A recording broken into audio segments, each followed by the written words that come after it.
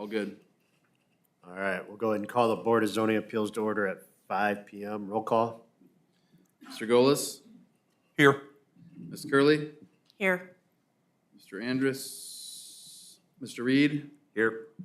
Chairman Rowe. Here. All right, can I get approval of the September 24th, 2025 regular meeting minutes? I'll move to approve. I'll support. Roll call. Mr. Golis, Yes. Ms. Curley, Yes. Mr. Reed, Yes. Chairman Rowe. Yes.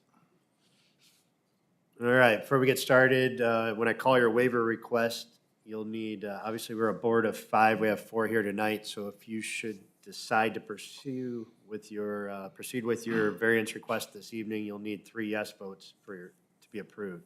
The other option is to postpone until next month when we would hopefully have a full board, but again, no guarantees. So when I state your waiver, just make sure you let me know if you're proceeding. If not, then we can postpone, put you on next month. The other item, make sure when you step up to the podium, you sign in, state your name, address, and then give us a little bit of background on the variance request, and then we'll go from there.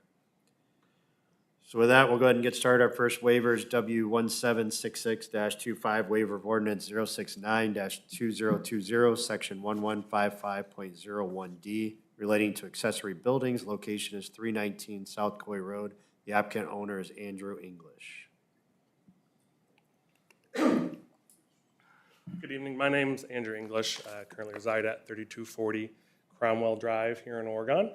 I have taken the last 2 years to purchase this property, working with the local city, the zoning board, the city engineers, the church who owned that property prior, to make it both oddly shaped, as you see, as well as getting drainage plans involved, easements from the church and from other neighbors to make this work.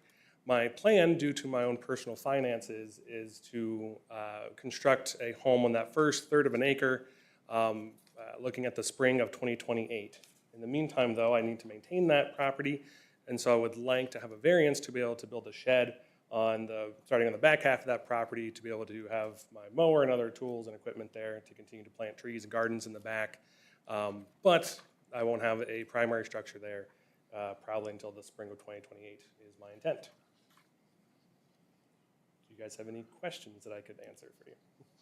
So historically, we have not allowed these for the simple reason that sometimes projects don't go as, things don't happen. So there's a reason why there's a rule of zoning ordinance that you don't have an accessory structure on a primary, until your primary residence gets constructed. And I think there's a period of time that once you're through foundations or whatever for your primary foundation on your house, then you can start an accessory structure or do them under roof. Under roof. There it is, under roof, clarified. Thank you.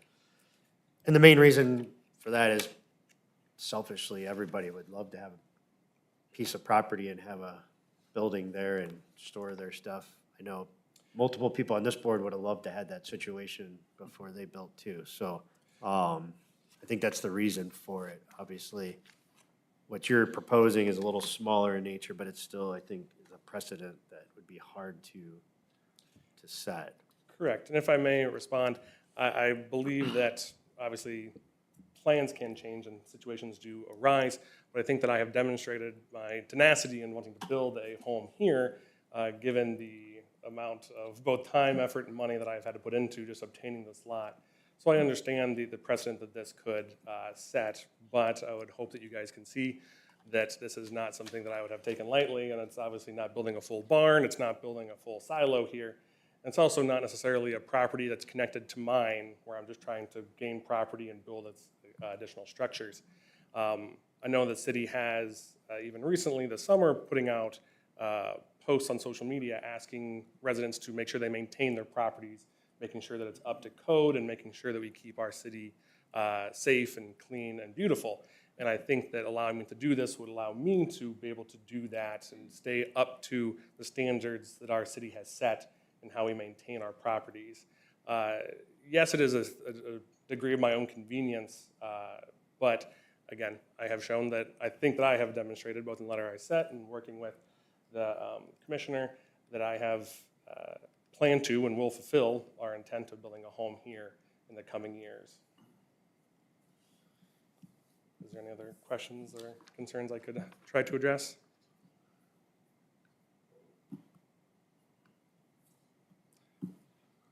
Any additional questions from the board? I appreciate your time and consideration. Thank you. Anybody else here to speak for or against the matter?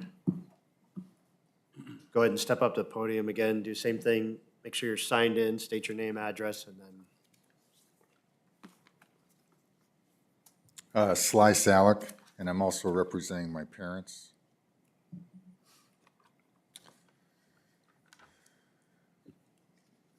I just want to comment on the request for us to okay the building of a shed on Coy Road across the street from my property and my parents' property, two separate properties.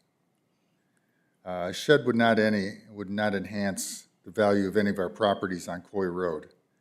In fact, it could devalue our property. And if the request were to build a house on that piece of land, that would be wonderful and acceptable. Then to add a shed behind it or beside it would be acceptable, complementing the home's design. The house, in my opinion, should go up on that land first before a shed is okayed or built.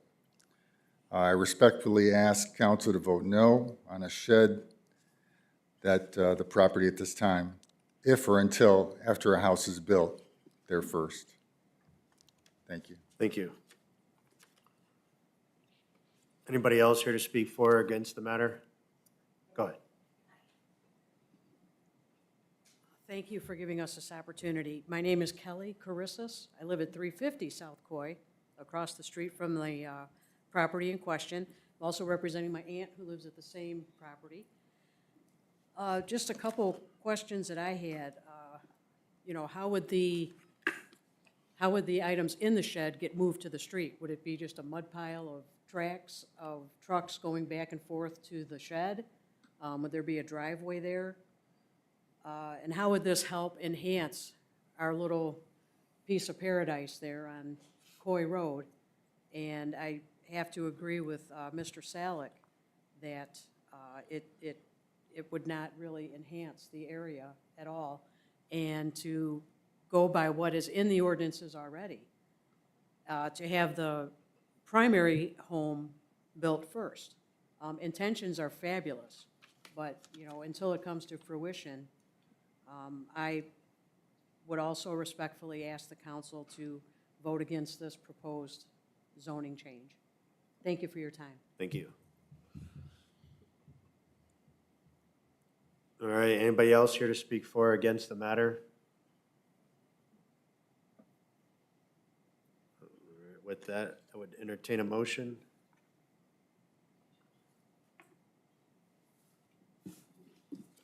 I'll motion to accept as stated.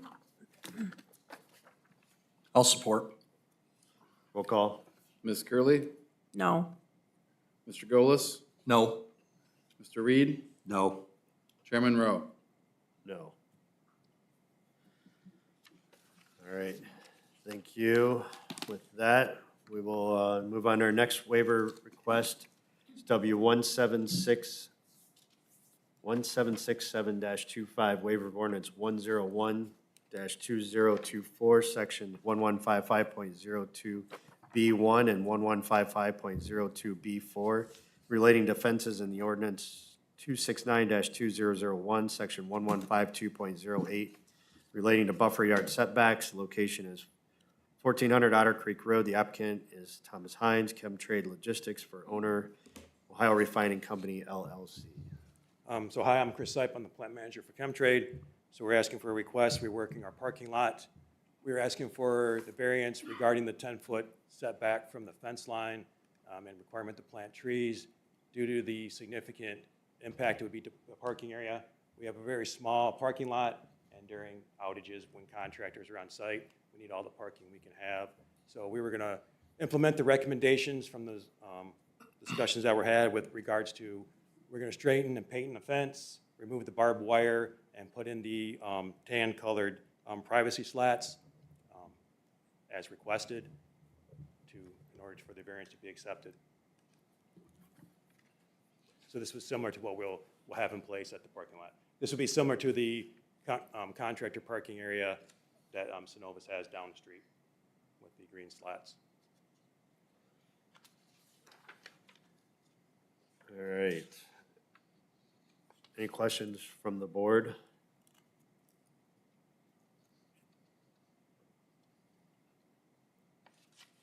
I'm assuming this was a compromise with engineering and site plan approval. Okay. All right, anybody else here to speak for or against the matter? All right, with that, I would entertain a motion. Mr. Chairman, I move that we approve BZA case W 176725 as requested. I'll second. Roll call. Mr. Golis, Yes. Mr. Reed, Yes. Ms. Curley, Yes. Chairman Rowe. Yes. All right, you are all set. Moving on to our next variance is W 1768-25, waiver of ordinance 101-2024, section 1155.02, C2 relating to fences, and ordinance 069-2021, section 1158.01B2, and 1158.01B4 relating to outdoor storage. Location is 2260 Woodville Road. The applicant owner is Christine. Yeah, I'm gonna need help with that one. Svac. Yeah, I don't know that last name. I'm not even gonna attempt it. With CS Premier Investments LLC. I take it you're not Christine, No, I'm so I'm gonna let you give us your name and My address. name is Todd Groupie, and I represent the company. Okay, And I think the biggest thing on there is the outside storage. It's limited to 10% according to code. To be honest, I probably won't even use 10% of it. The big reason is because when you initiate a parking lot, it kind of triggers it and makes you do the entire parking lot. That building is not gonna have probably more than 10 people in it at a time, maybe 15 at the very most. And the west side of the parking lot is way too big to actually have to do the entire thing. So while we might have some things out there, it probably realistically will be less than 10%. Nothing will be permanent. It would be more for staging and things like that. The fence would go in line with the front of the building. The 20-yard dumpster, obviously that's for construction waste, would be tucked back behind the building. Nobody would see it. You'd have a 6-foot fence with slat in it. It'd be a black one, so it'd look attractive. As far as the curb cut goes, I'd like to open up, which the previous owner illegally closed that off. I'd like to open that back up just for installers to go back there and get materials and for the waste management company to be able to go back there and empty the trash. We were talking with Mr. Schrake, and he said he was okay with it as long as we filled back in the center in between the two lots, which again, whoever the previous owner was, kind of just took out the greenery. We would replace that back with greenery, shrubs, make it attractive. And then there would be a nice walkway from that west side parking lot from the building all the way down to the sidewalk on the street, as recommended by Mr. Schrake.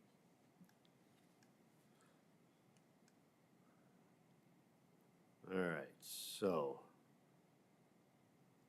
the east side of the lot, if I'm reading this site plan correctly, it would be pretty much all repaved. All of it will be repaved. And then the fence on the east side doesn't start until it's tucked back behind the existing building. It would be repaved up until the front of the building. Then a fence would go, as I explained, from the front of the building all the way to that KFC. And it would have slats in it. It would be a black fence, so it would be attractive. It would obviously be private. It would be 6 foot. A big part of it is, again, because the cost to actually repave that entire lot is astronomical. I mean, you guys probably are well aware of the cost.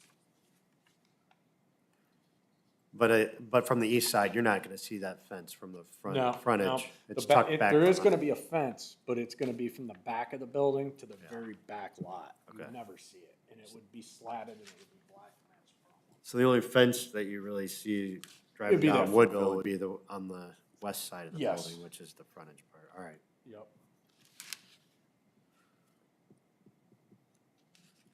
So it appears as though there's multiple variances. Is that what I'm reading here? Is that how I'm taking this? I think the only thing different from what it says is I'm probably not gonna be using that as much as outside storage as it appears. I'm going to be using some, but nothing major. You're not gonna get a collection of junk or anything that's gonna be back there. It's gonna be mainly for staging jobs. So it's really the percentage, is that? Yeah. So the rest of these items that are discussed in the original application with regards to the dumpster and That asks for Curb- corral. curb cut, that's all not involved in that. That's just a negotiations with the city's engineering department. Is that what's going on? Mr. Chair, the only variance that's being requested is the 25% in lieu of the code requirement of 10% for outdoor storage. The fence is behind the front face of the property. Therefore, fence is permitted on the side yard as well as the rear yard. And then the issue of the curb cut is not part of this variance. It doesn't require a variance, just acceptance from the Public Service Okay. Department. Understood. And just so you know, the fence, I know code says that they want it to be similar to whatever the building structure is. It's brick. I mean, it would be astronomical for me to build a brick fence with, you know, gate and all that. So that's the reason I'm asking for a variance on the materials that we're using. And as part of the variance request, it is indicated on here what you're proposing. Yeah. And that is true that he is proposing a chain link fence with slats versus a fence that complements the building materials for commercial properties.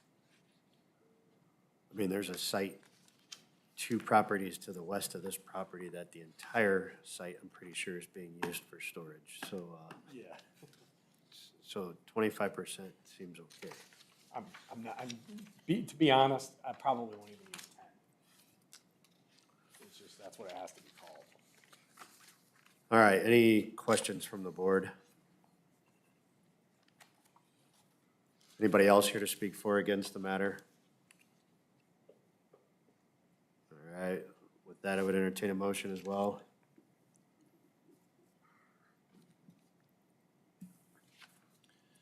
Mr. Chair, I recommend we approve BZA case W 1768-25 as requested. I'll support. Roll call. Mr. Golis, Yes. Ms. Curley, Yes. Mr. Reed, Yes. Chairman Rowe. Yes. All right, you are all set. Thank you, John. Thank you. Thank you. Man. All right, our next waiver is W 1769-25, waiver of ordinance 082-2024, section 1155.04, B7 relating to private swimming pools. Location is 324 South Whittlesey Avenue. The applicant owner is Sharon Rodriguez. Hi, good evening. I'm Sharon Rodriguez. I live at 324 South Whittlesey Avenue. I'm asking for the variance for the 4 feet because my patio cover awning is going to be 10 by 16. And I need to have some shade in my yard. I've put a lot of money into this house already. I've complied with, you know, all my permits and everything and building codes. And so I'm asking for relief for the 4 feet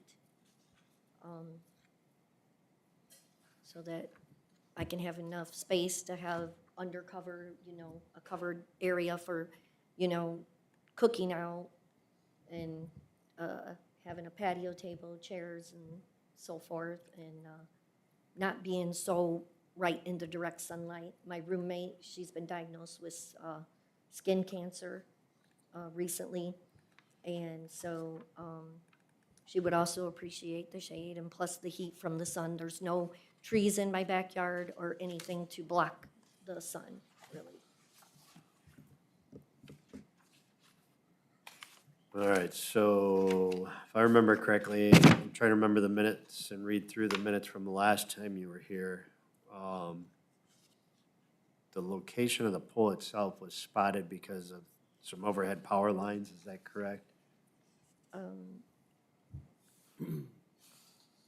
is Like an there- issue with the overhead power lines being too close to the pool currently.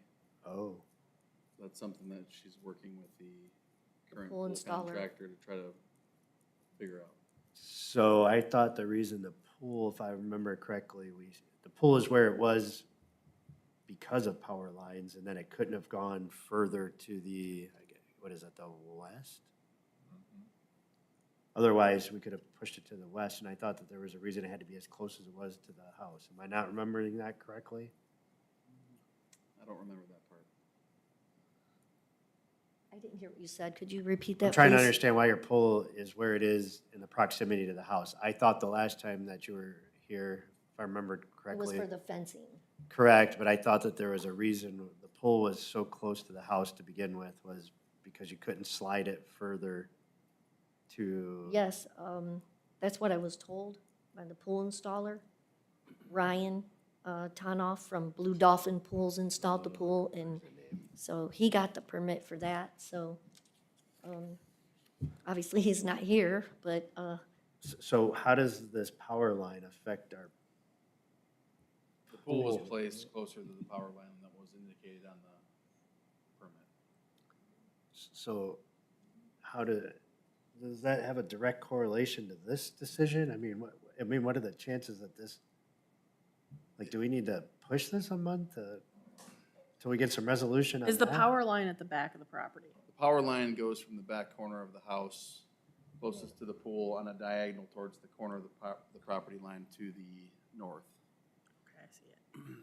So if I can look at, on my cursor here, it basically goes, the riser's right here on the house. It goes on an angle this way to the back, the power line's right here in the back corner of the easement that runs through here. So right now, they're talking about moving it, different options. Oh, the power, all right, so. Power is overhead feed right here. It's not gonna affect placement of the pool or anything of that nature. They're just, No. the service into the house is gonna, the weatherhead might get moved or something. Correct. Yeah. They're I got talking you. about maybe All right, all changing right. it to underground, something like that. Okay, understood. Yes. Mr. Chair, if we could ask the applicant to clarify, is this an awning or is this an enclosed sunroom or patio room addition? it's just an awning with the 3 posts Oh, that's a different, okay, being So, installed from Champion. all right. so it will not have any sides to it, completely open? Not that I know of, unless something were to change in the future and I were allowed to do that, but right now, it's just going to be a cover. Yes, like All right. almost like a gazebo, I guess, but you know what I mean, not with no walls or anything, just 3 posts and the awning. So I think historically, shade. the. Like an reason- umbrella, like a picnic umbrella, just Yeah, a like cover. a pergola, like, It's a permanent awning attached to the house. If it were that as an open, this board may, if you choose,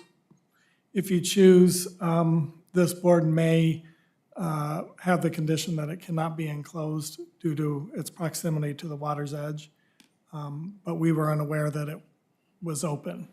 Which I think the intention of that part of the code, the zoning code, was to prevent, this was a story once told to me, was to prevent people from jumping off of a roof of a house into a yes, pool. So if this is an awning, that's a completely different situation. If anybody's gonna jump off of an awning, more power to them, I guess. I don't know, but, yes. okay. All right, so if that's the case, then yeah, I guess the motion would have to read that we were approving a permanent awning structure, not an enclosed porch scenario. All right, any additional questions from the board?